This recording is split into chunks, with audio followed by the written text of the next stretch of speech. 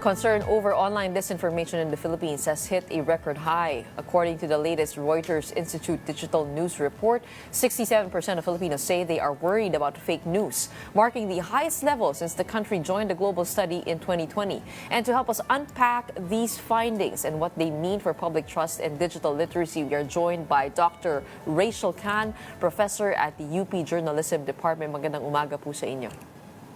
Good morning, Gretchen. Good morning, everyone. Hey, Professor, I want to pick up from that last story we had on these fake curated AI videos. There's been a lot of debate online over these videos, but what do you make of them? How concerning is this technology that is emerging? It is actually easy to make these videos now, and the latest I heard is that China is even making it free for users to do. So what are you seeing here? Well, we're seeing a new wave of disinformation and the type of disinformation that makes it even more difficult, even for the experts or the fact checkers to detect. This will mean that it's going to take more time and more expertise to determine whether something is fake or not, which means that it will be more, the public can be more susceptible to this type of deep fake disinformation. And the latest study of Reuters says that 67% of respondents are now concerned about disinformation online. Does this mean higher awareness? And should we be happy about this number? In a sense, there is a higher awareness. I think we see that from the also from the results of the elections. That at least among the youth sector or the 40 and below, there is a more awareness that there's a need to fact check, that there's a need to look for sources of, to verify the sources of information before they believe into something. I think the PLDT campaign helps people see how easy it is to be fooled and how realistic AI can be. Okay, but we are above the global average of 58% and the regional average of 60%.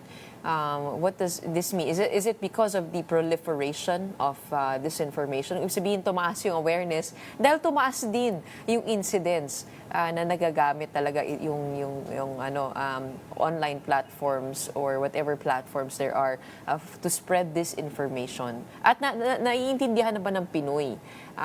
More importantly, nadidistinguish ba nila kung ano yung disinformation when they see it? Okay, so in terms of quantity, based on what our findings in check.ph, yes, in a way, nag-increase yung disinformation, but then disinformation has been very prevalent since 2019, or actually since 2016, but it's been escalating. What is good in the recent year is that more people are turning to official sources and fact-checking sources before believing in something. This is something new in terms of the increase in the public turning to what they believe are trustworthy sources and also for fact-checking sources. So that is something positive. And we think it's also a result of greater media literacy that has been an effort of many civil society organizations and academic institutions. Okay. What other notable parts of the study are you seeing here? In terms of, isa na nabanggit po ninyo that more people are turning to official sources. How about the source of information? Where are people turning to? Well, what we see over the past years, people are increasingly turning to social media and podcasts. So platforms, no? But what is positive in this study, so this study was conducted. The lead researcher here is Professor Yvonne Chua of the UP Journalism Department. She is the Philippine representative to this international research. And one of the positive things that she found in her study was that people were already discerning, even among media practitioners who were the ones who were consistently or more trustworthy. So more than even media outlets and sites, they looked for it's personalities that have proven to be credible. So that's a positive thing rather than bumaba yung trust sa celebrities and politicians. So now I think looking at official sources is a positive development.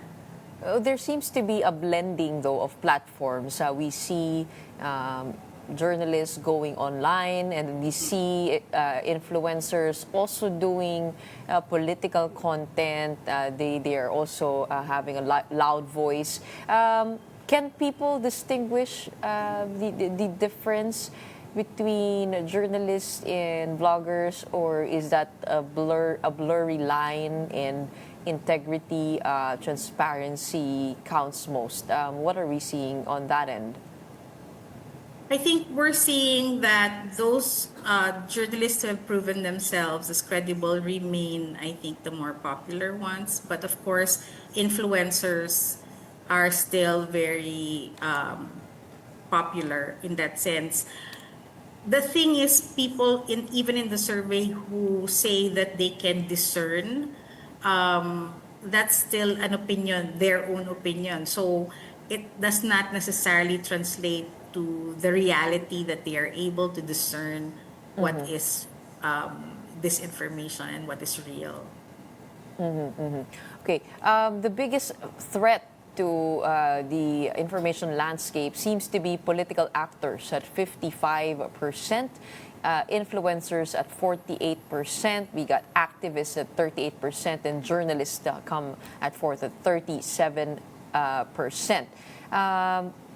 Does this mean that, I want to pick up from your point a while ago that people are turning to official sources. Meron bang pagbalik dun sa organisasyon? And kumbaga parang kung dati may disbelief, no, in mainstream media, ngayon may pagbalik. Ano naman yung nakikita natin dito?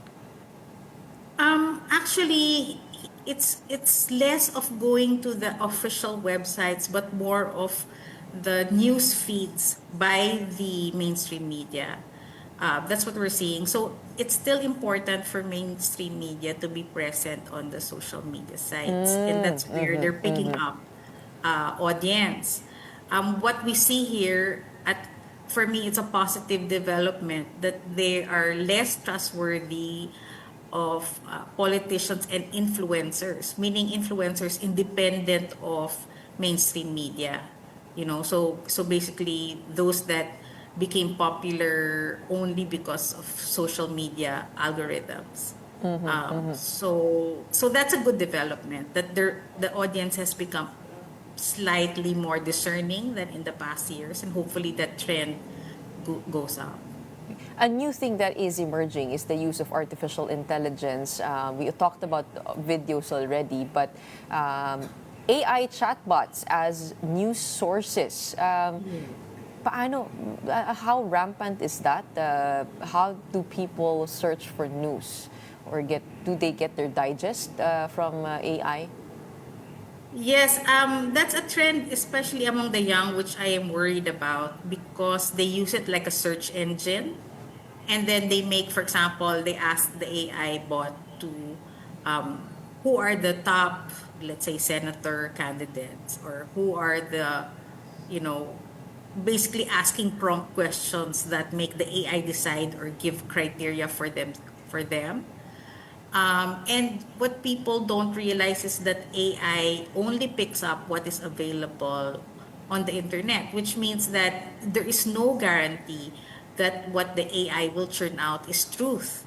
So, that's another form of disinformation that we have to start helping people see that AI as a search engine can actually lead to more disinformation than truth.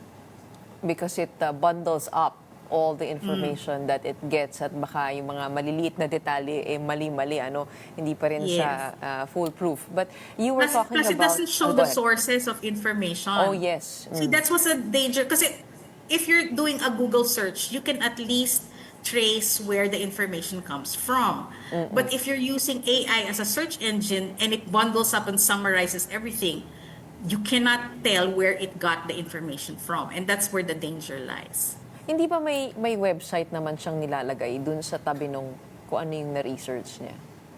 Oo, pero yung website na yon, unless you go the effort at clicking on the footnotes, right? But how many people actually do that? And then it's only going to, go through using the algorithms in terms of citing sources. So you're not going to see the full picture, even in that. It's only when, and it's not all the AI. For example, ChatGPT does not do that. Copilot does, Gemini does, but it depends on what AI also you're using, right? Okay. Because not all AI bots tell you where they're getting their information. You talked about the difficulty in fact-checking. It is even harder now with the proliferation of AI video. What needs to be done? I mean, it's always been a game of whack-a-mole, right? Look, going after the disinformation online. But what adjustments need to be done on your end in check.ph for fact-checkers, for those looking to correct information online? Actually, what is going to happen is it's going to just take more time. We'll be using AI tools to determine whether something is a deep fake or real. But unlike text disinformation or spliced videos, which are easier to determine, the deep fakes will entail actually some processing on our part on AI analysis and all that. So, which means more time. So it means it's gonna take, if it takes us at least an hour or 2 hours to now verify a disinformation item, it could take longer. Okay. And how is the news landscape changing? Of course, the digital news report also talked about news fatigue and news avoidance. Are people still tuning in to the news? Or are they increasingly going towards personalities they like and kind of echo their beliefs? I think it's a mix of both. In terms of this long form discussions, they would turn to podcast rather than the news. And as we see from the study, people prefer video, so they would look at the short reports on television or online news rather than read the entire story on print. So it's print that's suffering That's going to from suffer. the change in landscape, but certainly there are a lot more platforms now. And one thing that I noticed personally is compared to 2022, the news organizations have adapted to this online landscape already. So I guess that gives more exposure and level playing ground. All right, maraming salamat sa iyo for sharing with us your insights on the latest digital news report. We have Dr. Rachel Khan, professor at the UP Journalism Department.